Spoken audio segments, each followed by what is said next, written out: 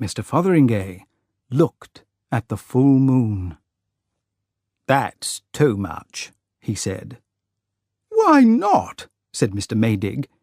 "Of course the moon doesn't stop. You stop the turning of the earth, you know. Time stops. It isn't wrong." Said Mr. Fotheringay. "Well, I'll try." He spoke to the earth. "Just stop turning, will you?" said Mr. Fotheringay.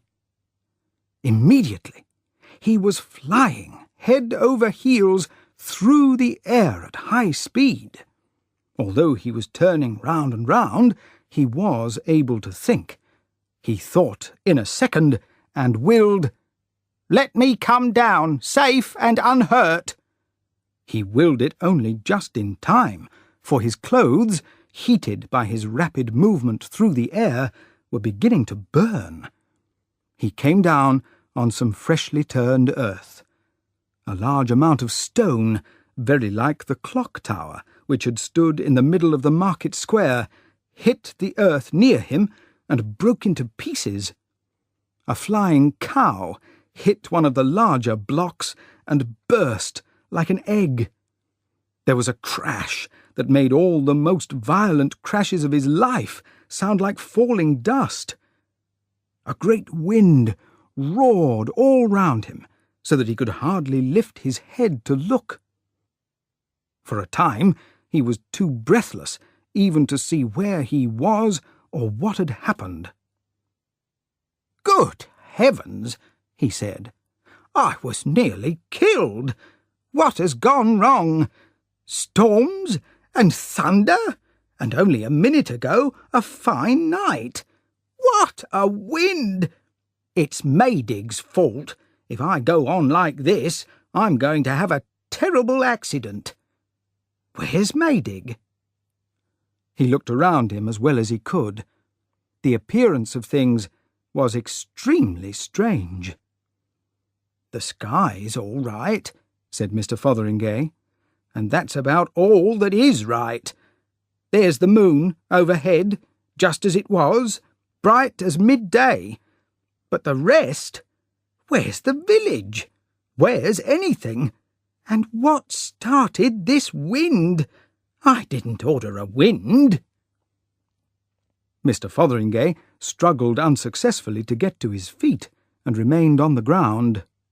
Far and wide, nothing could be seen through the dust that flew in the wind except piles of earth and ruins.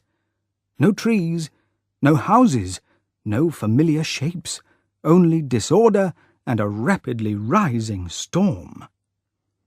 You see, when Mr. Fotheringay stopped the earth, he said nothing about the things on its surface, and the earth turns so fast that parts of its surface are travelling at rather more than 1,000 miles an hour. In England, at more than half that speed.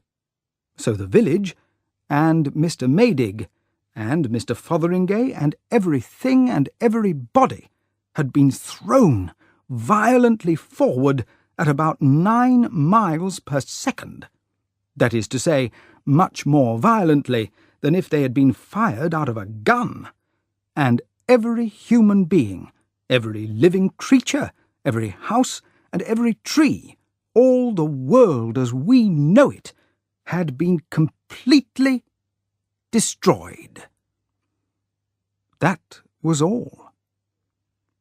These things Mr. Fotheringay did not fully understand, but he saw that his miracle had gone wrong, and with that a great hatred of miracles came on him. He was in darkness now, for the clouds had covered over the moon. A great roaring of wind and water filled the earth and sky, and he saw a wall of water pouring towards him. "Maydig!"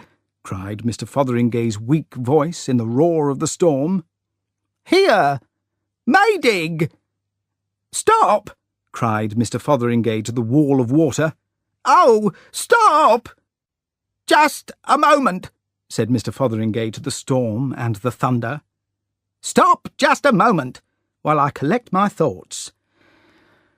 "And now what shall I do?" he said.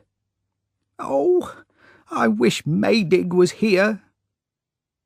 "I know," said Mr. Fotheringay. "And let's have it right this time. Let nothing that I'm going to order happen until I say, 'Off.'" "Oh, I wish I had thought of that before." He lifted his little voice against the roaring wind, shouting louder and louder in an attempt to hear himself speak. "Now, remember what I said just now. In the first place, when all I've asked for is done, let me lose my power to work miracles. Let my will become just like anybody else's will, and let all these dangerous miracles be stopped. That's the first thing. And the second is, let everything be just as it was before that lamp turned upside down. Do you understand? No more miracles. Everything as it was. Me back at the inn just before I had my drink. That's it. Yes." He dug his fingers into the earth, closed his eyes, and said, "Off!" Everything became perfectly still. He knew that he was standing up. "So you say," said a voice. He opened his eyes. He was at the inn, arguing about miracles with Toddy Beamish. He had a feeling of some great thing forgotten, which passed immediately. You see, except for the loss of his powers, everything was back as it had been. His mind and memory were now just as they had been at the time when this story began. So he knew nothing of all that is told here, knows nothing of all that is told here to this day, and, among other things, of course, he still did not believe in miracles. "I tell you that miracles can't possibly happen," he said, "and I'm prepared to prove it." "That's what you think," said Beamish. "Prove it if you can." "Listen, Mr. Beamish," said Mr. Fotheringay. "Let us clearly understand what a miracle is."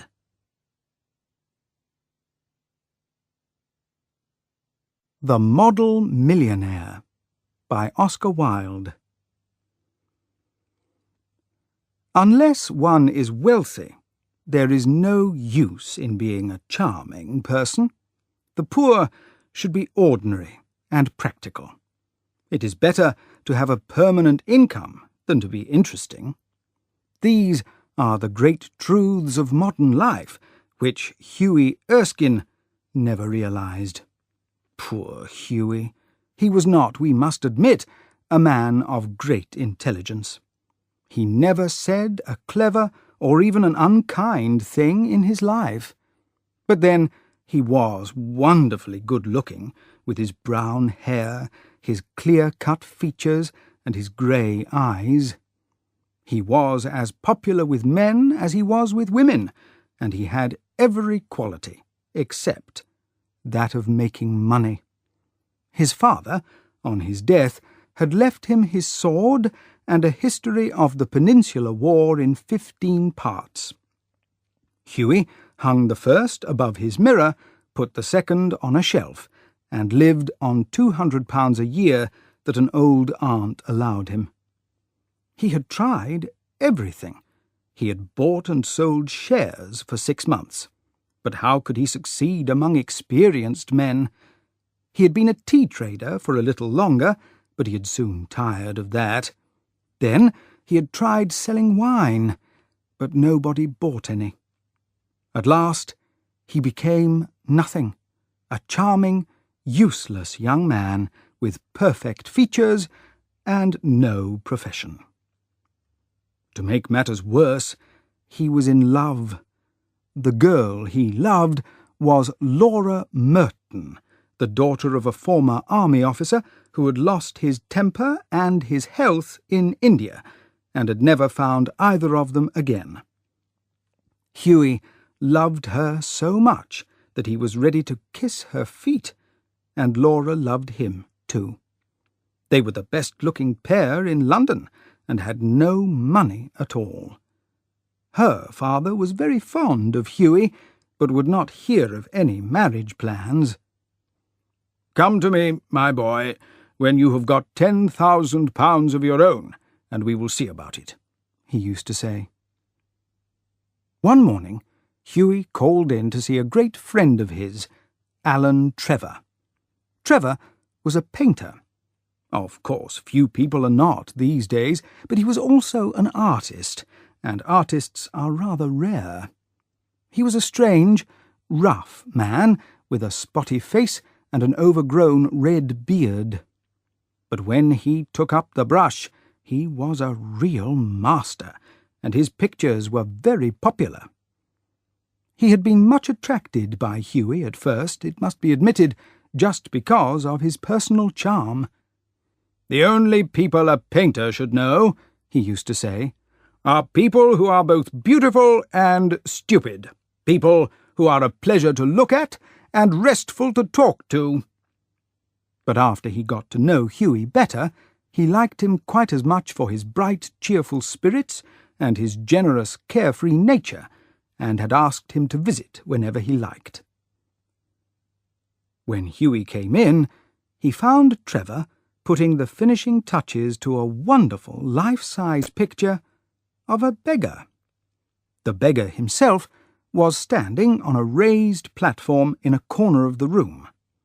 He was a tired old man with a lined face and a sad expression. Over his shoulder was thrown a rough brown coat, all torn and full of holes. His thick boots were old and mended, and with one hand he leant on a rough stick, while with the other he held out his old hat for money. "What an astonishing model!" whispered Hughie as he shook hands with his friend. "An astonishing model?" shouted Trevor at the top of his voice. "I should think so. Such beggars are not met with every day.